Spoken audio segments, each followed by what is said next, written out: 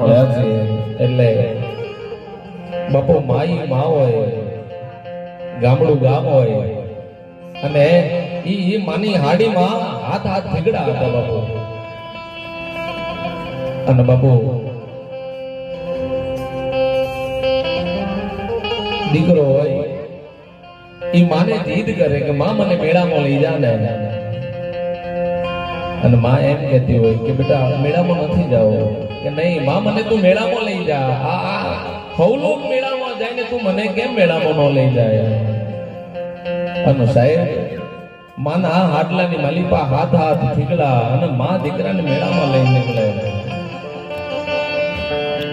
મેળામાં પેલી દુકાન આવે અને દીકરો ઈ માની આગળ જીદ કરે કે માં મને આ દુકાનમાંથી રમકડું લઈ આપ ને.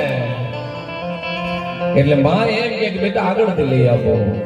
આગળ બીજી દુકાન આવે, માં દીકરો જીદ કરે કે માં હવે તો રમકડું લઈ આવ મને. અને સાહેબ માની પાસે રમકડું લેવાના રૂપિયા નથી હોતા. મોઢે બોલું તો માં તો હાથે નાનપણ સાંભળે સાહેબ. પાછળ એક સજ્જન પુરુષ આવતો તે આ દ્રશ્ય જોતો તો સાહેબ કે દીકરો જીદ કરે છે પણ માની પાસે આને રમકડું લઈ આવવાના રૂપિયા નથી. કારણ કે પુરુષે જોયું સાહેબ તો માનો જે હાથનો હતો ને એમાં હાથ આ થીગડા હતા બાબુ. અને દ્રશ્ય જોઈને આ સજ્જન પુરુષને એમ થયું કે આને હું રમકડું લઈ આપો. અને સાહેબ ઘટના એવી બને કે મેળામાં હુલકું પડે અને માં અને દીકરો બેઉ નોખા થઈ જાય. મેળામાં હુલકું પડે કારણ કે તમે બધા મેળામાં ગયા હશે બાબુ. હા અત્યારે આ મેળા ઓછા થઈ ગયા, બાકી 2.5 રૂપિયા કે 2 રૂપિયા મેળામાં લઈ જાવ ને આખો મેળો ઘરે લઈને આવતા હતા. સમય એ હતો સાહેબ.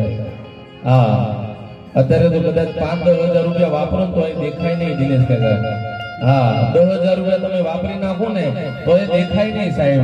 પણ એમાં 2 રૂપિયા, આ દાદી અમને ખબર હશે, 2 રૂપિયા બાપુ 2.5 રૂપિયા તમે મેળામાં લઈને જાવ ને એટલે આખો મેળો લઈને આવતા હતા. હે ઈ મેળામાં હુલકું પડ્યું, માં અને દીકરો બેઉ નોકા થઈ ગયા.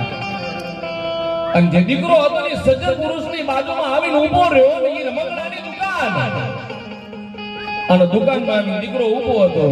અને સાહેબ સજ્જન પુરુષે એવું કીધું કે બેટા આ દુકાનમાંથી તને ગમતું રમકડું લઈ લે.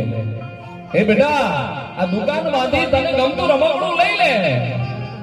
અને સાહેબ દીકરો ઈ ટાણે એવું કે અશોકભાઈ કે દાદા મારે રમકડું નથી જોઈતું, મને મારી માં જોઈએ છે. સાહેબ જે દીકરો રમકડા માટે જીદ કરે પણ જેથી માથી નોખો થાય ને